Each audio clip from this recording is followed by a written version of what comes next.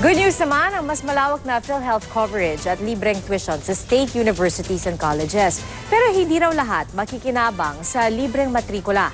Saksi si Tina Panganiban Perez.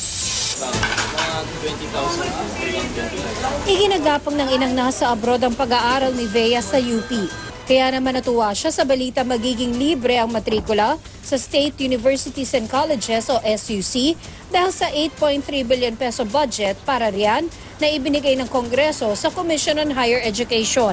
Na-experience ko pong mag-loan before. So if ngayon, kung magkakaroon na ng free tuition, less hassle talaga siya lalo sa mom ko na nag-a-abroad.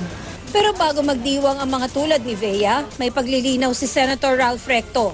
Mga benepisaryo lang daw ng Pantawid Pamilyang Pilipino Program o yung galing sa mga pinakamahihirap na pamilya ang makakalibre ng tuition.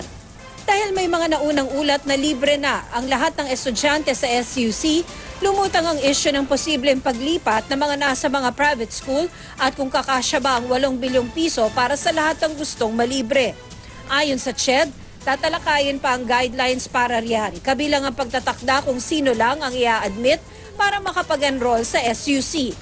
May exam kaya at hindi kaya dehado ang marami kumpara sa mga advanced and basic education na karamihan ay mayaman?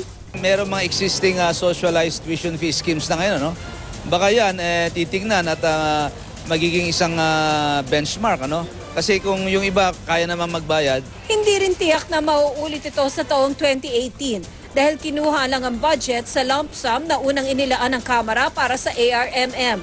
Tinutulan ito sa Bicameral Conference Committee dahil lump sum nga o hindi malinaw kung ano ang mga aktwal na gagastusan, kaya inilipat ito sa CHED.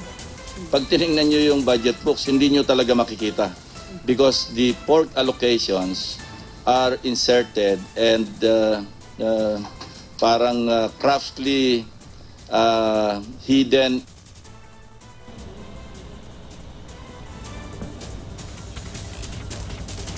Maliban kung magpasa ng batas na mag-uutos na paglaanan nito ng pondo.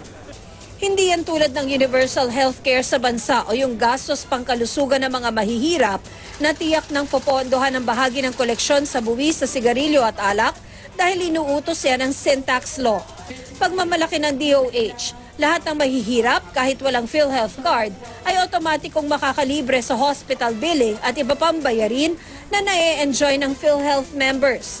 Magiging automatic members din sila agad pagkatapos. Makakalibre rin ng gamot ang mga mahihirap dahil sa dagdag pondong inaprubahan ng Kongreso at dahil sa pondo ng PAGCOR. Dati nang iniutos ng Pangulo na bahagi ng pondo ng PAGCOR ay mapunta riyan.